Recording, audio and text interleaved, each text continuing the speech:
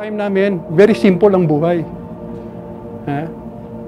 We started grade 6, we were 9.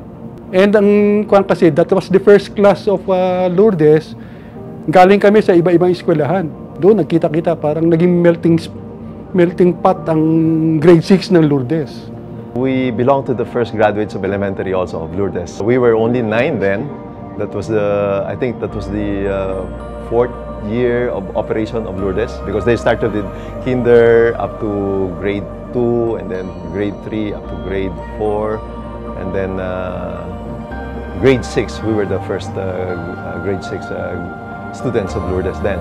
During my time, that was way back in the very early 60s, Lourdes School actually accepted me because it was in dire need of enrollees. It was very new. They accepted me. Maybe they saw the virtues I had. Maybe they thought that this is one guy who would be a priest one day. Of course. So that's it. I was made to sign with my parents during the enrollment that I promised to keep my conduct. And I did. On the first day of school, I found myself in the principal's office. And that was only the start. But I'll tell you, at that time, education in Lourdes was the best I ever had. We had, well, good values were taught us. I think the deep religious orientation among the brothers was passed on to the students. I realized that one seed was planted into me. It was by Father Angel de los Arcos. He was our religion teacher. And then he would always stress the word faith. Whenever you're confronted with problems, faith, everything, faith, faith, faith. So at that time, we just took it, I personally took it lightly. Parang assignment lang eh. But eventually in life, I found sense in it. And that is one thing I have to look back and thank Lourdes School for implanting that seed of faith in me. The values that I've learned actually, I learned from one of the priests there, Father Gregorio. Father Gregorio was so caring, you know, and that's the value that I had, thoughtfulness, that he showed, the caring.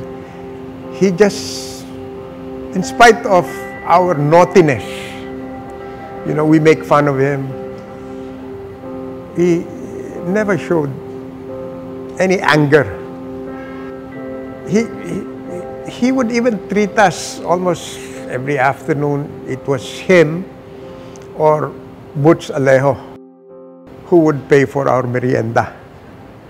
Butch Alejo because he cannot go home unless we brought down his car. We almost turned into carnappers for a while. Butch used to drive to school in a small, I think it was an Austin. And when he comes late, he usually parks his car very near the plant box, near Lourdes. And Jimmy Hill, Boy Rio, myself, and Joey would carry his car and hang it in the plant box. Nilagay namin doon sa pinaka-tagong area na dismissal time, labas siya. Hinahanap niya yung kotse niya. Saan yung kotse ko? So he couldn't leave.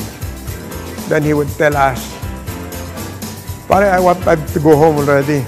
Uwi na ako." "O, uwi ka na." Sabi, "Yung kotse ko, babaan niyo na." Hindi pa uso kidnapping no, pero nawawala na yung kotse niya. Kasi ako lang ang may sasakyan dun eh, so they were making fun of my car. And during our time, there were a lot of bully in our class, really. And Boy Rio is one of them. Kami naman na hindi bright boys, kami naman yung magugulo, kaya kung may nang bubuli sa kanila, Sabi ko, boy! May gumugulo sa amin rito. Eh, ako na mapupunta rin sa kayo nila. Ako yung muscle. Sila yung brain. But if you need a friend who's gonna help you, it's boy who's going to help you. So it's not true he says that he's all muscle. He's muscle and brain. He's one of our bright students. Sa Lourdes, very regimented ang buhay namin. You should be in proper uniform. That is the white shirt with patch, khaki pants, white socks, black shoes, black belt. Parang ganun, uniform. So kapag supposing flag ceremony, naka-form kami, kita mo, hindi mo na makikita yung mukha, basta makikita mo lang white ang taas, khaki ang baba, itim ang sapatos, ganun. But there was an incident, I don't know if any of my classmates told you, that you're supposed to wear white socks. Pero nung kami, we tried to challenge the system. Papasok kami blue socks, hindi white socks. Just that I didn't feel there was a need for socks. You know, and even now, I can't stand wearing socks because you have to match it with either your pants or your shirt. Okay, we did something wrong. We face the consequences, but we enjoy. We don't let it disturb us, but rather use it for fun. Wow. It's something money can't buy, you know. Crazy, you know. Every day it was fun. You know, to the present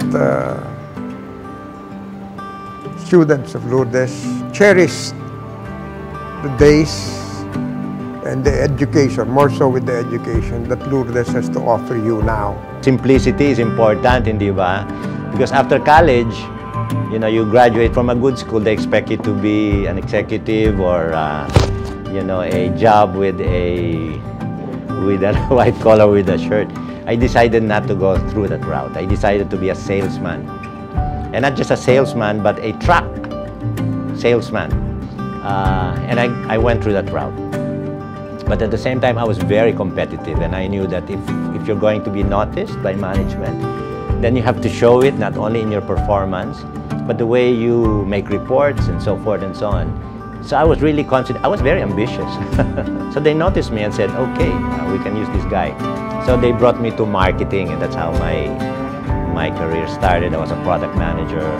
I transferred to Warner Lambert Chiclets as a senior product manager. I joined Pepsi Cola as marketing manager, and then Pure Foods, and that's where my career blossomed. And of course, today I am the president of San Miguel Pure Foods. And I thought that, wow, that's a good success. I look back at Lourdes. Thank you, Lourdes. I go back to high school all the time.